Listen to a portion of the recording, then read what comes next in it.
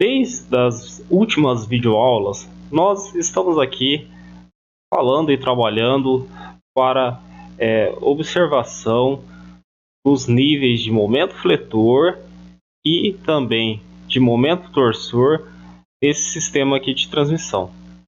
Mas após o cálculo desse maior nível de momento fletor e desse maior nível de momento torsor, agora nós já podemos fazer o dimensionamento desse eixo. Vejo que aqui, né, nós, apesar de ter as especificações das medidas, das distâncias, especificações também das medidas das polias, nós não temos a especificação da dimensão do eixo. E é isso que nós vamos fazer nessa videoaula. Nós vamos calcular este diâmetro desse eixo baseado em dois critérios. O critério que nós estudamos nas aulas passadas também. O primeiro critério nós temos aqui é o critério baseado na tensão de flexão, na tensão máxima de flexão, e o segundo critério na tensão máxima de cisalhamento provocada pelo momento torsor. Então, vão ser esses dois critérios que nós vamos utilizar para o dimensionamento desse eixo. Então, vamos aqui salvar. Vamos aqui primeiro então considerar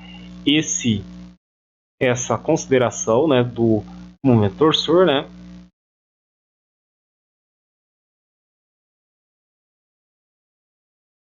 Vamos aqui ter uma consideração. Vamos aqui então fazer esse dimensionamento, primeiramente considerando o momento torsor.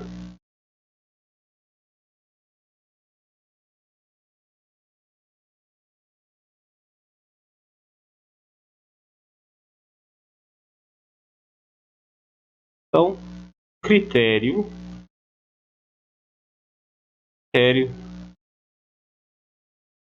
da torção. Então vamos aí primeiramente considerar o critério da torção, ou critério de torção. Nesse critério de torção, nós temos a seguinte consideração. No critério de torção, nós vimos que a tensão máxima de flexão, a tensão máxima de torção, tensão de cisalhamento máxima,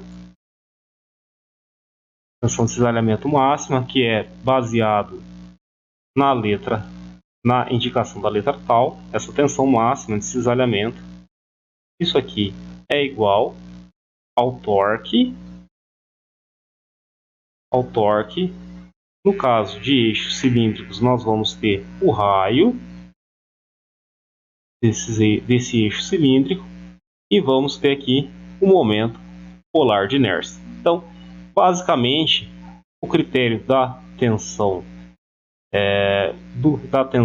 máxima de cisalhamento que ocorre devido ao momento torsor, ela é formulada desse modo. Então, aqui nós temos, né, esse critério. Agora, nós vamos, né, observar o seguinte. Nós temos que aqui observar qual que é o momento polar de inércia. Qual é o momento polar de inércia? Vamos aqui pesquisar, então, sobre momento polar de inércia de um círculo. Momento polar de inércia de um círculo.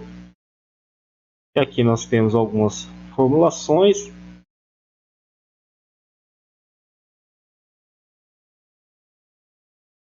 E, nesse caso, aqui nós temos uma figura do livro de Mecânica para Engenheiros, do Beer, que mostra os cálculos para o momento polar de inércia. Então, aqui vejam vocês que o momento polar de inércia depende, né, do raio, vai depender do raio, e esse raio elevado a 4 multiplicado pelo π dividido por 2 é a forma básica que nós temos para o momento polar de inércia. E não somente o momento polar de inércia, aqui nós já vemos, né, pela formulação aqui do livro do Beer, esse slide aqui que é tirado a partir do conteúdo do livro Mecânica para Engenheiros do Beer, nós também já temos aqui a formulação do momento de inércia calculado a partir de uma área de seção transversal, que é 1/4 multiplicado por π vezes o raio elevado à quarta. Então, esse aqui é o momento polar de inércia. E vamos aqui, então, colocar essa formulação aqui do lado. Então, vamos aqui colocar a formulação do momento polar de inércia é igual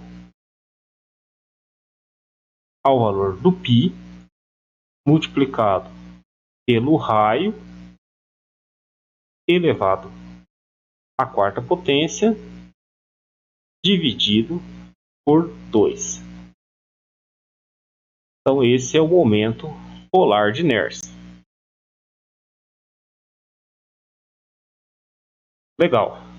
Então, baseado agora nessas formulações, nós já vamos poder calcular o raio. Mas antes ainda, nós vamos ter que tomar uma consideração. E a consideração que nós vamos fazer vai ser a seguinte. Para esse nível, né, de tensão máxima de cisalhamento que nós vamos admitir para esse eixo, nós vamos considerar o seguinte. Nesse eixo, né, que nós vamos aqui dimensionar, esse eixo para esse sistema de transmissão, nós vamos considerar que vai ser um eixo fabricado em aço, um aço SAE 1020, que é o aço mais comum aí utilizado na engenharia. Um dos aços mais comuns utilizados na engenharia, junto com o aço 1010, o aço 1045, mas vamos aqui utilizar o aço 1020 para fazer o dimensionamento, para fazer esse dimensionamento desse eixo. Então nós vamos considerar que nós estamos aqui utilizando o aço 1020, e nessa consideração nós podemos tomar a seguinte, nós vamos tomar a seguinte propriedade. Para esse estilo de aço, nós vamos aqui utilizar uma tabela geral sobre as propriedades com características gerais aqui de aços. Então vamos aqui considerar algumas características gerais de aços. Vejam que aqui existem diversos aços normatizados e dentre esses aços normatizados nós temos o aço 1020. E neste caso do aço 1020, nós podemos observar que a resistência ao escoamento desse aço normatizado 1020 é em torno de 210 MPa. Aqui também temos entre parênteses o valor em kPSI, mas nós estamos interessados nesse valor em 210 MPa, que é o valor da resistência ao escoamento. Também aqui, do lado da esquerda, nós temos o valor da resistência máxima à tração, em torno de 380 MPa. Mas nós estamos interessados nesse valor da resistência ao escoamento. E por quê?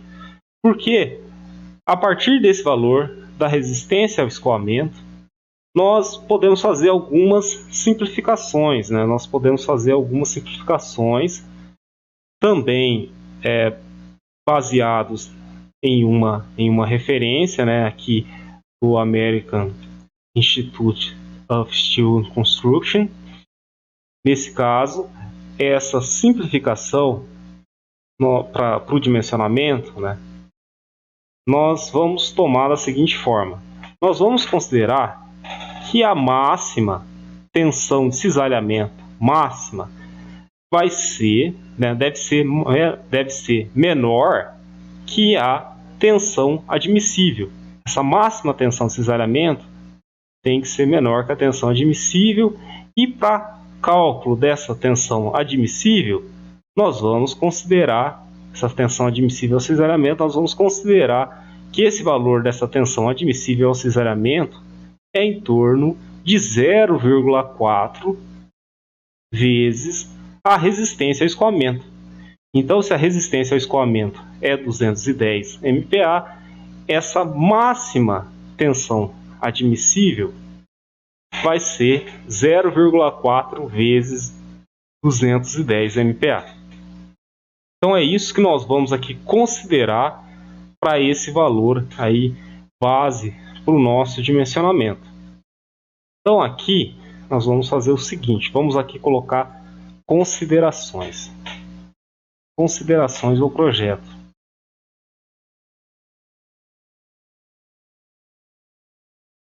Nessas considerações ao projeto, nós vamos ter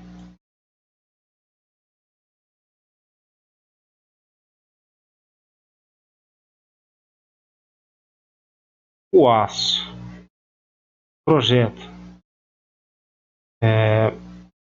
eixo fabricado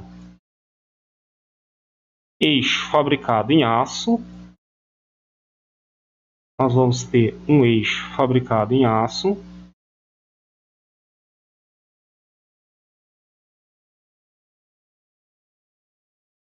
aço SAI 1020. Essa resistência ao escoamento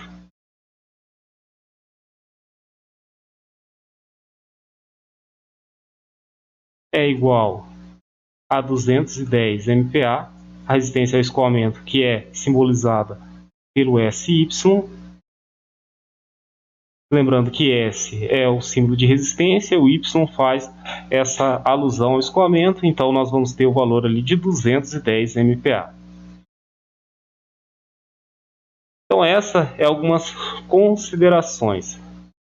E no caso aqui então, que nós estamos levando em consideração, nós vamos aqui tomar como a resistência, a máxima tensão admissível ao cisalhamento, o valor de 0,4 vezes a resistência ao escoamento.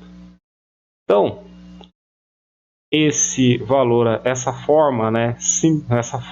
simplificação que é recomendada aqui pelo American Institute of Steel and Construction, nós vamos aqui tomar então para esse cálculo dessa tensão admissível ao cisalhamento. Então vamos aqui considerar essa tensão admissível igual a 0,4 multiplicado então pela resistência ao escoamento.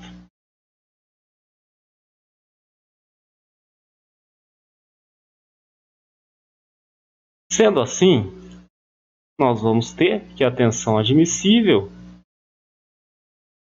vai ser igual a 0,4 vezes 210 MPa, o que nos vai retornar com um valor fazendo-se 0,4 vezes 210 vezes 210, nós vamos ter o valor aí de 84 MPa. E é esse valor que nós vamos considerar então como valor máximo que pode ser alcançado aqui para esse eixo. Para que não ocorra nenhum problema, nenhuma danificação, nenhum dano nesse eixo, é necessário que a tensão máxima seja igual ou menor que esse valor admissível de 84 MPa. Então essa é uma das considerações. E lembrando que esses valores, apesar de nós termos aqui então essa recomendação feita pelo American Institute of Steel and Construction, e nós temos esses valores aqui dessa tabela valores normalizados, esses valores gerais e essas recomendações eu tomei a partir desse livro, que é o livro Projeto de Engenharia Mecânica. Livro Projeto de Engenharia Mecânica, um livro clássico do Shigley, né? Ou também vem em novas versões aí como Elementos de Máquinas, Shigley. E essa tabela, por exemplo, onde nós tomamos, né, os valores aí gerais aí sobre as características dos aços, né, está aí na página 927. A página 927, melhor dizendo, aí a página 930, né, nessa tabela A20. Na tabela A20, nós vamos conseguir observar essas características dos materiais, né, dos aços, né, melhor dizendo. Então aqui nós temos a denominação do aço, né, e também tem a coluna que fala sobre a resistência à tração. Existe a coluna número 5, fala sobre a resistência ao escoamento. Também na coluna 6 existe a informação do alongamento em porcentagem, quando aplicado esse ensaio à tração. Existe a informação também sobre a redução da estricção da área, né, quando ocorre um alongamento sob tração, ocorre uma redução da área transversal. E também tem a coluna aqui falando sobre a informação da dureza Brinell, do nível de dureza desse material. Aqui então nós podemos, por exemplo, observar que quanto maior a porcentagem de carbono presente no aço, né? Lembrando que aqui o aço 1020 possui 0,2% de carbono, enquanto que, por exemplo, um aço 1040 possui 0,4% de carbono em sua composição. E quanto maior esse nível de carbono em sua composição, maior o nível de dureza superficial aqui do material. Então, são algumas características, né, gerais aí dos materiais, né, que são observados nessa tabela. E lembrando que aqui não existe não somente essa tabela, né, existem várias outras tabelas aí que falam sobre os materiais, falam sobre as características dos materiais, e inclusive entre essas tabelas, né, existem também as características aqui, tabelas que falam sobre as propriedades geométricas, como por exemplo a inércia aqui, que nós acabamos, né, de olhar lá também a partir da referência do livro Mecânica para Engenharia do Beer. Então aqui, por exemplo, nós temos a forma, né, de cálculo da inércia diária, em que a inércia diária, né, pode ser expressa, né, nós vimos a expressão em função do raio, mas ela pode ser aqui também expressa em função do diâmetro. Lembrando aqui então que a inércia diária de uma circunferência πd elevado à quarta sobre 64. Isso aqui então também é uma das indicações. E aquela referência também, essa referência que fala que a tensão admissível de cisalhamento pode ser calculada em função aqui da resistência ao escoamento. Isso aqui também está nesse conteúdo aqui do livro de Elementos de Máquinas do Shigley. Essa referência aí também foi tomada aqui a partir de uma indicação aqui do livro do Shigley. Mas então vamos aí seguindo, né, continuando aqui os nossos cálculos, né, considerando o critério, né, de torção, que é a primeira forma que nós estamos aí utilizando para calcular o diâmetro desse eixo, né, com essas considerações que nós estamos tomando aí, o material desse eixo, um aço SAI 1020, né, resistência do escoamento é igual a 210 MPa. Calculamos a tensão admissível em função da resistência ao escoamento. Temos aí então um valor de 84 MPa. Outra consideração geral que nós podemos fazer para esse dimensionamento é uma consideração, nós vamos poder tomar uma consideração aqui de um fator de segurança, né? Vamos aqui considerar um fator de segurança. Podemos aqui considerar um fator de segurança. Vou fazer essa denominação aqui como FS. E esse fator de segurança pode ser, por exemplo, igual a 1,3. Um fator de segurança bastante aí humilde para esse dimensionamento aí desse eixo. Então aqui nós já temos o fator de segurança, temos a tensão admissível, e agora sim nós podemos já fazer os nossos cálculos. Temos aqui o cálculo da tensão admissível e agora vamos aí calcular o raio, né, desse eixo. Então, para isso, nós vamos fazer o seguinte, né, nós vamos considerar aqui que a tensão máxima, ela pode tomar um valor máximo em função da tensão admissível, né? Então vamos aqui considerar que nesse dimensionamento a tensão máxima seja no máximo igual à tensão admissível. E esse valor da tensão admissível nós vamos considerar um fator de segurança. Então nós vamos então reduzir esse valor da tensão. Nós vamos reduzir em função aqui então do fator de segurança. O fator de segurança é Fs. Vamos aqui então já fazer a substituição também do valor do momento polar de inércia, né? Lembrando que o momento polar de inércia é igual a π vezes o valor de R elevado à quarta. E aqui esse resultado ele está relacionado por 2. Então vamos aqui seguir na nossa formulação, né? Nós podemos ainda melhorar um pouco essa escrita, né? Porque nós vemos aqui que esse R anula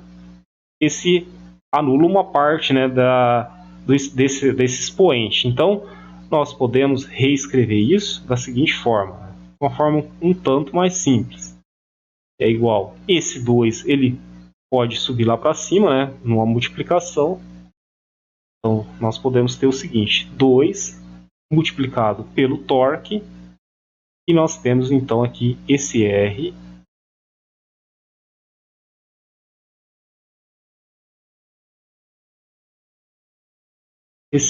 elevado ao cubo. Bom, agora, feito isso, feito essas considerações, nós vamos fazer o seguinte. Nós vamos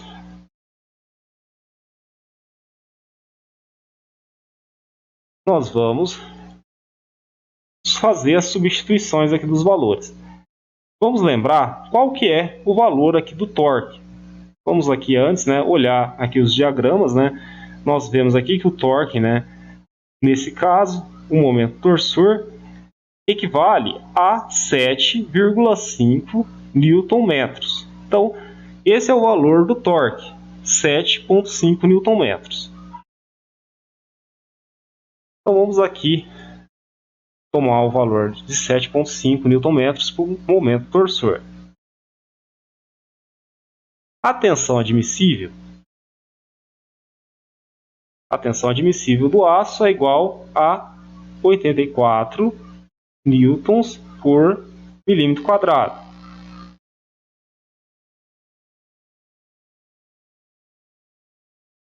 Ou 84 MPa. O fator de segurança nós estamos considerando igual a 1,3. O torque nós estamos considerando igual a 7,5 Nm. E também aqui nós temos o valor do π multiplicado pelo R elevado ao cubo. Vejam que aqui nós vamos ter que converter, né, porque nós temos aqui um valor em Newton por milímetro quadrado, e nós vamos ter que fazer uma conversão desse valor, desse torque. Vamos fazer uma transformação desse torque, que agora está exemplificado em Newton-metro. Vamos transformar esse valor desse torque em Newton vezes milímetro. Para isso, o que nós vamos fazer? Nós vamos fazer uma multiplicação. Nessa multiplicação, nós vamos considerar o seguinte. nós vamos considerar que 1000 milímetros equivale a 1 metro. Então, dessa forma, agora nós já podemos calcular qual que é o valor do raio. Porque, vejam, nós já temos aqui toda a conversão, né? E nós já podemos calcular qual que é o raio. E nesse caso, nós vamos fazer o seguinte cálculo. Nós vamos, né, multiplicar o valor de 1,3, né, vamos multiplicar aqui cruzado, né, de uma forma cruzada. 1,3 nós vamos multiplicar por 2. Depois, esse resultado nós vamos multiplicar por 7,5. E o resultado vamos ainda multiplicar por 1000. Feito esse cálculo, nós vamos fazer uma relação com o valor de 84. Nós vamos dividir por 84, dividindo 84, e o resultado também vamos dividir pelo π.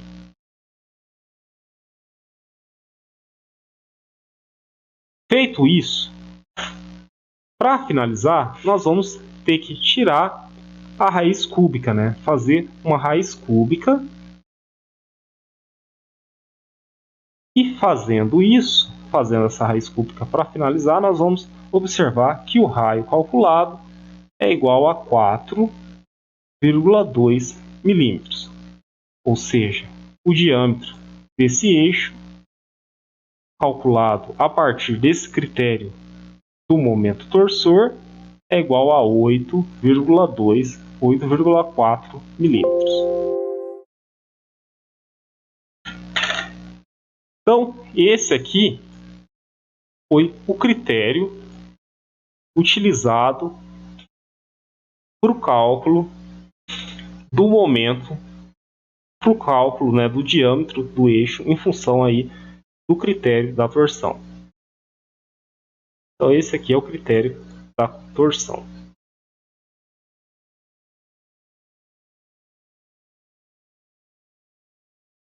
Vamos aqui fazer alguns ajustes, né? Vamos aqui também fazer a indicação que esse é o momento polar de inércia.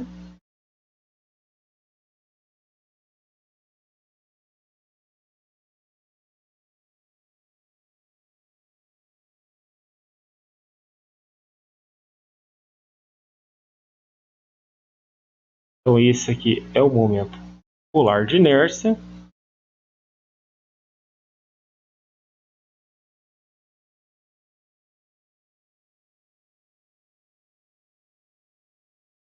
E esse então é o critério da torção. E faltou aqui, essa é o cálculo, né? Então a partir do critério de torção. Bom, agora nós vamos fazer o cálculo a partir do critério da flexão. Então, vamos agora calcular, fazer um procedimento semelhante, agora só que agora considerando o critério da flexão.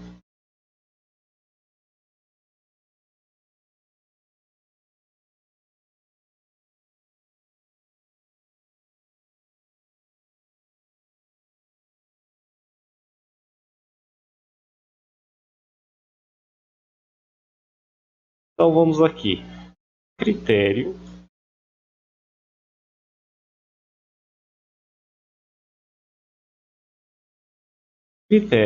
da tensão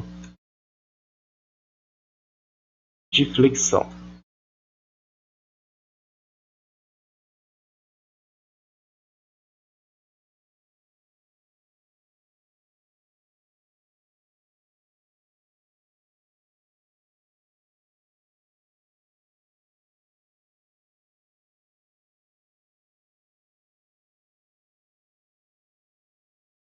No critério da flexão, nós temos a seguinte formulação básica.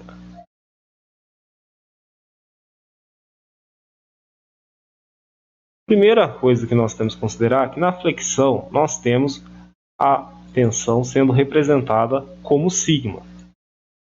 E também vamos aqui considerar a flexão máxima.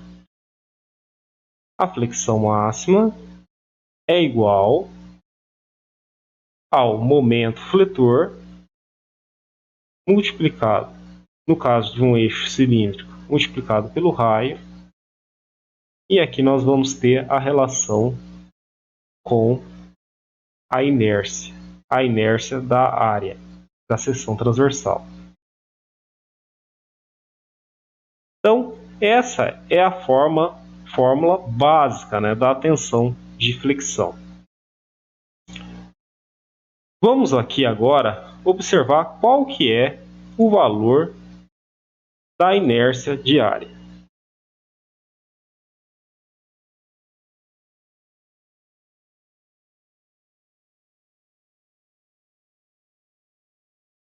Então, momento de inércia. Qual que é o valor desse momento de inércia?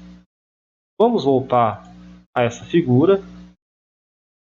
E nessa figura básica, nós vemos que o momento de inércia é igual a πr exponencial 4 dividido por 4. Então, esse é o valor aí do momento de inércia diária. Então, vamos voltar aqui no cálculo. Vamos aqui, então, considerar esse momento de inércia.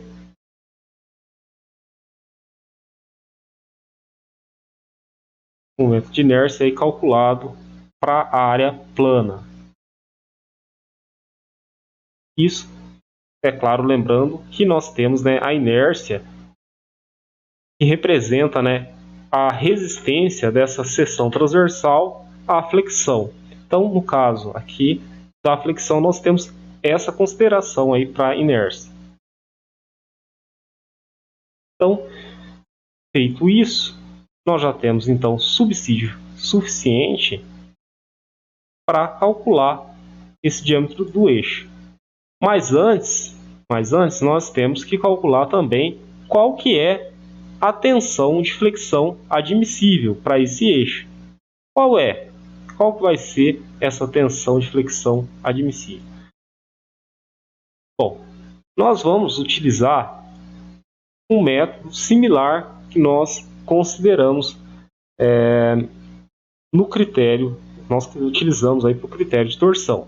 Então vamos aqui no critério de torção, no critério, né, da tensão admissível, e nós podemos observar que aqui, de acordo com as recomendações, essas recomendações gerais do Instituto Americano do Aço e Construção, esse AISC, a tensão admissível de flexão pode também ser calculada em função da resistência ao escoamento. E essa tensão admissível à flexão, de certa forma, ela fica em torno aqui de 0,6 a 0,75 do valor da resistência ao escoamento. Da tensão aqui da resistência ao escoamento. Então, essa é uma forma, né, de nós fazermos uma simplificação geral sobre essa tensão admissível que nós vamos aplicar quando nós temos o caso aí de flexão. Nós temos uma peça em flexão, neste caso específico, né, um aço. Então vamos tomar essa simplificação para esse cálculo aí da tensão admissível à flexão. Então a tensão admissível à flexão, vamos aqui considerar o valor de 0,6 vezes a resistência ao escoamento do aço. A resistência ao escoamento do aço, 1020, é igual a 210 MPa. Então, fazendo o valor de 0,6 vezes 210 MPa, nós vamos ter uma resistência, né? melhor dizendo, uma tensão admissível à flexão igual a 126 MPa. Então essa é uma simplificação geral aí que nós estamos fazendo.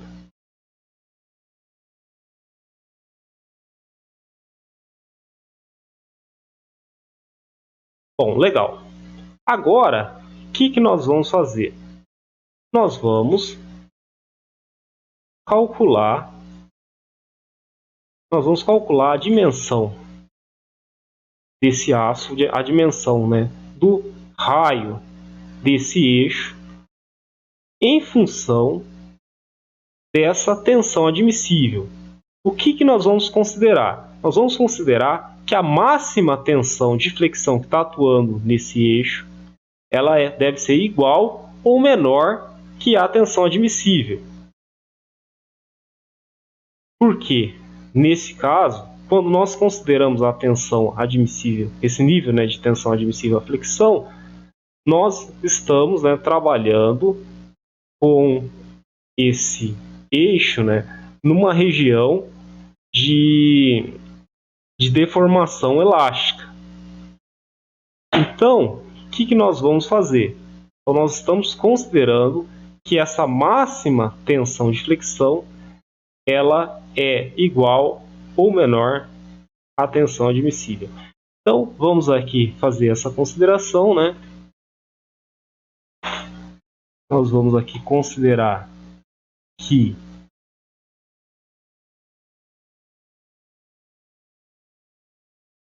essa tensão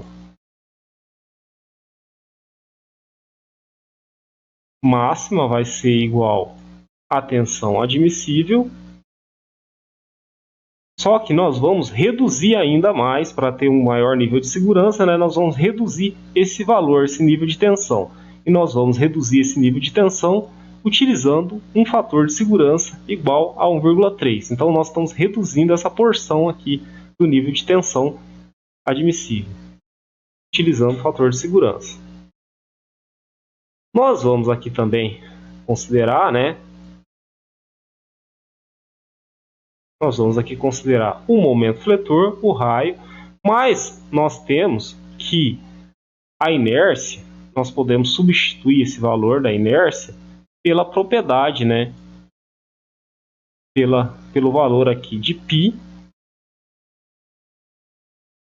r elevado a 4, ao exponencial 4, e aqui ainda dividido por 4. Então, aqui já substituindo a inércia diária, que representa então essa resistência transversal à flexão. Vamos agora então seguir nesse cálculo e nós ainda podemos melhor ajeitar essa fórmula, né? Nós podemos ajeitar essa fórmula do seguinte modo. Então, aqui na verdade é o fator de segurança. Então vamos aqui ajeitar essa fórmula, lembrando que aqui nós vamos ter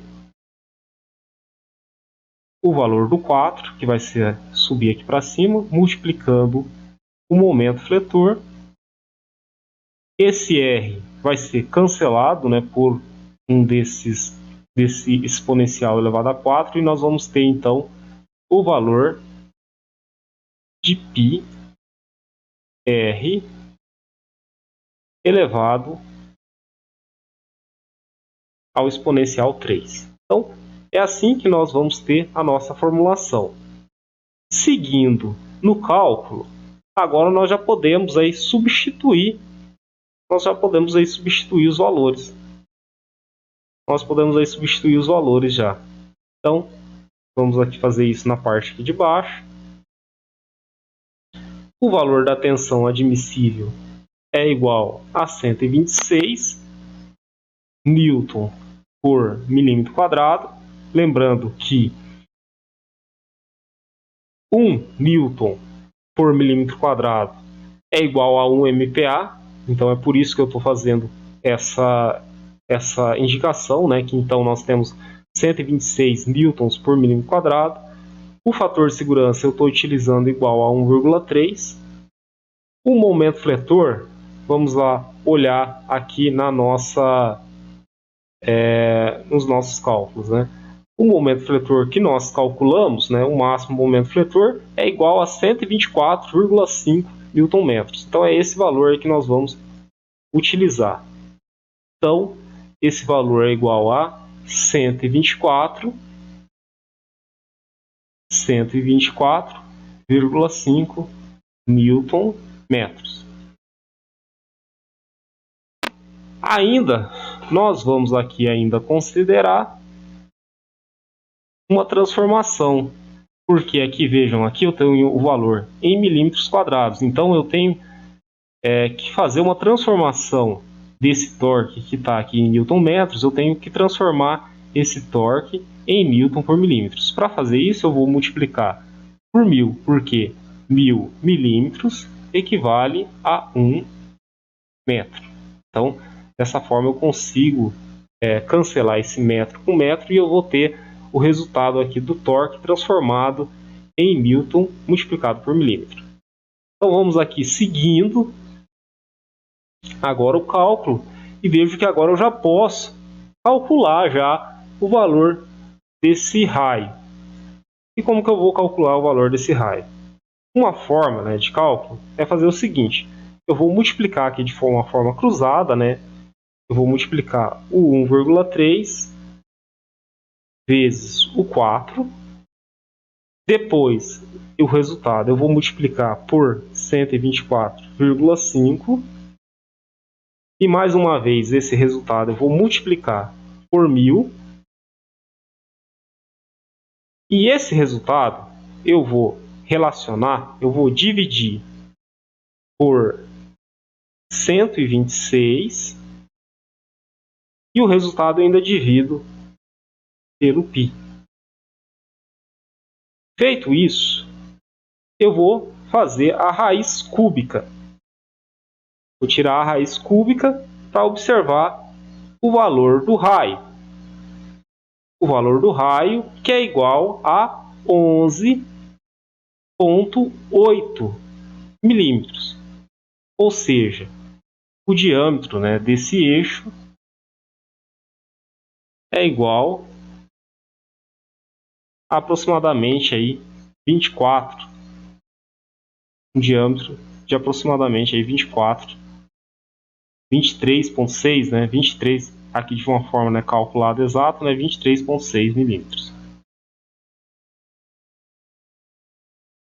Bom, então aí nós temos, né, o cálculo, né, desse critério, né, considerando aí o critério de flexão. Pergunta: qual o diâmetro desse eixo? Nós temos dois critérios para utilizar. Nós calculamos utilizando o critério de torção. Nós vimos que o diâmetro calculado a partir do critério de torção, nós chegamos a um diâmetro de 8,4 milímetros. Utilizando o critério de flexão, nós observamos que existe uma necessidade desse diâmetro ser maior. O diâmetro necessário é de 23,6 milímetros. E é claro que num arredondamento nós vamos aí ter um valor, né, de um diâmetro de uns 25 milímetros, uma confecção. Então, de certa forma, já fica um tanto óbvio que é necessário, nesse caso, desse problema que nós tomamos para resolução, é necessário se ter um diâmetro de um eixo igual ou maior a 23,6 milímetros. É claro, tomando aqui as considerações que nós fizemos. Considerações como, por exemplo, um aço, né, um eixo fabricado em aço sai 1020, uma resistência ao escoamento igual a 210 MPa, um fator de segurança igual a 1,3. Mas, tomando essas considerações e fazendo as simplificações gerais que nós fizemos, nós chegamos aí nesse valor, né, de diâmetro, de dimensionamento de diâmetro aí do eixo, igual a 23,6 milímetros. E é claro que numa aplicação prática, né, nós arredondaríamos, né, esse valor aí para uns 25 milímetros para esse dimensionamento aí desse eixo. Então, nós podemos aqui ainda melhorar, né, as nossas indicações aqui. Lembrar, por exemplo, aqui o critério de torção. Nós vamos ter aqui a tensão de cisalhamento representado como tal. Nós vamos ter aqui, por exemplo, o torque. Aqui nós vamos ter o momento polar de inércia. Então, esse é o critério de torção. Aqui nós temos, né, o momento polar de inércia, utilizado então como uma representação da resistência dessa seção transversal ao torque. E nós também temos aqui o valor do momento de inércia calculado em relação à área de seção transversal, que indica uma resistência dessa área transversal à ação da flexão, do momento fletor. Então, assim, nós encerramos, né, esse cálculo, considerando aqui os dois critérios, né, critério de torção, critério de flexão, e nós vimos aí que nesse caso em específico foi necessário ser aplicado o critério de flexão aí para o dimensionamento desse eixo.